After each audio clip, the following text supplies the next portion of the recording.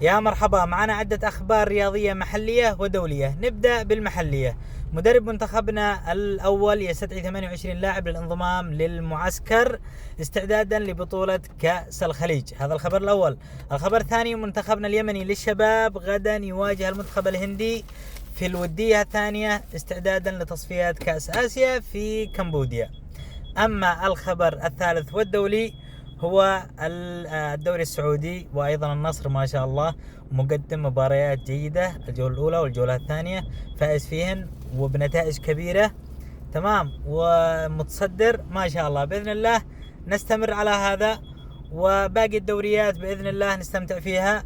وخلاص راح الملل بعد كأس العالم، كان في ملل، الآن إن شاء الله بيروح مع منتخباتنا الوطنية ومع الدوري اليمني والدوري السعودي والدوريات العالمية الإسباني والإنجليزي. نوافيكم بكل الأخبار بإذن الله. إلى اللقاء.